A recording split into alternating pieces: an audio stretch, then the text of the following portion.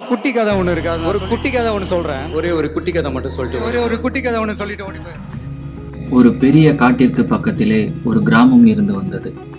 அந்த கிராம மக்கள் தங்கள் உணவுக்கான தேவைகளை அருகில் இருந்த காட்டில் இருந்து எடுத்து தீர்த்து கொண்டார்கள். உதாரணமாக, பழங்களை பறித்து கொள்ள, மரங்களை வெட்டி விறகுகளை விற்று தங்களது அன்றாட வாழ்க்கையை வாழ்ந்து வந்தார்கள். மனிதர்கள் காட்டுக்குள் நடமாடுவது தெரிந்தும் விலங்குகளும் தங்களுடைய வாழ்க்கையை நேர்த்தியாக எந்த ஒரு சலனமும் இல்லாமல் வாழ்ந்து வந்தன. மக்கள் காட்டுக்குள் வந்தாலும் அவர்களை தாக்குவதில்லை. அதனால் மக்களும் விலங்குகளிடத்தில் எந்த அச்சமும் இல்லாமல் இருந்தார்கள்.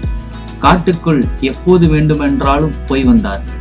விலங்குகளும் கிராமத்திற்குள் அவ்வப்போது நடமாடும். அந்த கிராமத்தில் ஒரு ஏழை மரவெட்டி வசித்து வந்தான். அவனுக்கு ஒரு மகள் இருந்தாள். அவள் தனது தந்தையுடன் விறகுகளை எடுத்து வர உதவியாக இருப்பாள்.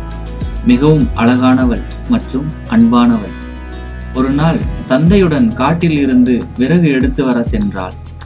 அப்போது அந்த பக்கமாய் சென்ற சிங்கம் மரவெட்டியின் மகளை கவனித்தது. ஒரு நொடி நின்று அவளை பார்த்த சிங்கத்திற்கு அவளின் அழகின் மேல் ஆசை ஏற்பட திருமணம் செய்து கொள்ள முடிவு செய்தது.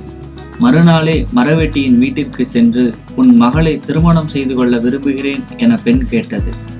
பதறிப்போன மரவெட்டி தன் பயத்தை வெளியில் காட்டிக்கொள்ளாமல் சிரித்துக்கொண்டே, ஒரு காட்டின் அரசனே என் பெண்ணை திருமணம் செய்து கொள்ள ஆசைப்படுவதை நினைத்து நான் மிகுந்த மகிழ்ச்சி அடைகிறேன்.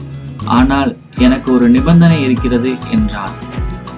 ஆர்வம் அதிகமாகி என்னவாக இருக்கும் என யோசித்து கொண்டே சிங்கம் மரவெட்டியை பார்க்க, சிங்கத்திடம் இருந்து தன் மகளை காப்பாற்ற ஒரு வேண்டுகோள் வைத்தான். அதாவது, நீங்கள் ஏற்கனவே அரசராக இருக்கிறீர்கள். ஆகையால் உங்களுக்கு பயந்துதான் இங்கு அனைவரும் இருக்கிறார்கள்.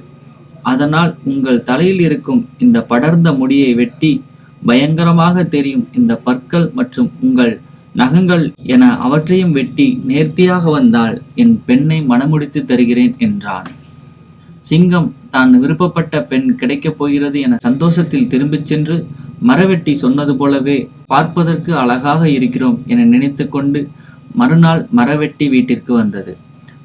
மரவெட்டியை அழைத்து, நீ கேட்டது போலவே நான் அனைத்தையும் செய்துவிட்டேன். இப்போது உன் பெண்ணை திருமணம் முடித்துக்கொடு என்று கேட்க, பல்லில்லாத சிங்கத்தை பார்த்த மரவெட்டி சிரிப்பை அடக்க முடியாமல் சிரித்தே விட்டான். புரியாமல் விழித்துக் கொண்டிருந்த சிங்கத்தை ஒரு கட்டையை கொண்டு அடித்தே துரத்தினான். உனக்கு என் மகள் வேணுமாடா என பயங்கரமாக அடித்து விரட்டினான். தன்னை அந்த மரவெட்டி ஏமாற்றியதை நினைத்து மனம் நொந்து அங்கிருந்து சிங்கம் கிளம்பியது.